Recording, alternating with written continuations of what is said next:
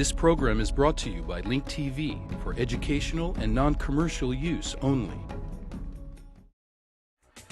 Palestinian factions battle over street control. And Condoleezza Rice, wearing a bulletproof vest, visits Baghdad. Will the Arabs buy into a new Middle East concept? All this and more in this Mosaic Intelligence Report.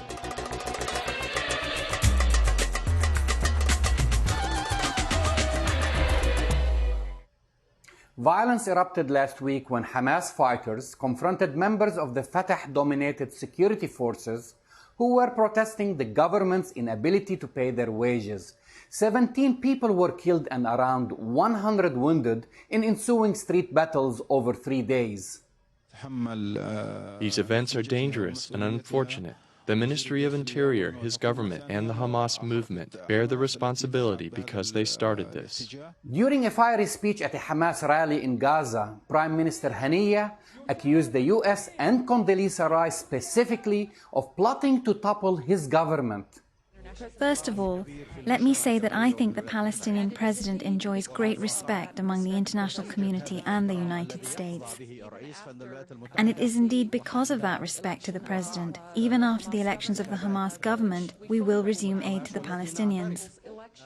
In her second tour of the region, Secretary Rice held back-to-back meetings with Saudi King Abdullah, Egyptian President Hosni Mubarak, Israeli Prime Minister Ehud Olmert, and Palestinian President Mahmoud Abbas, and made a surprise visit to Iraq and Kurdistan.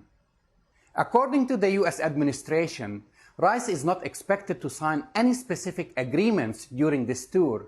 She will try to form a constructive alliance that will counterbalance the destructive alliance as was described by Philip Zelikow, one of Rice's advisors. The destructive alliance includes Hamas, Hezbollah, Syria, and Iran. The world's #1 extremist that need to be eliminated in Rice's view is the Iranian President Mahmoud Ahmadinejad.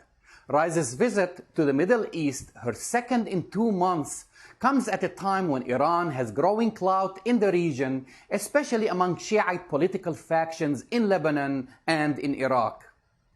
I believe that this is mostly a listening trip, finding out what allies want in the lead-up to building a coalition to go after Iran, be that sanctions or military strikes or further diplomacy. The problem with Rice's plan to divide the Middle East into 2 camps is that non-democratic states that are friendly are being painted as moderates, and unfriendly semi-democratic states are being branded as extremists.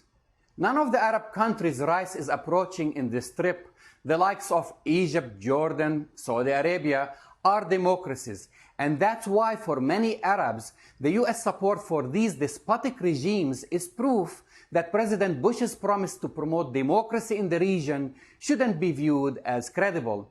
I'm Jamal Dajani for Mosaic Intelligence Report. To learn more about Mosaic or to post a comment, write us at linktv.org/mirblog.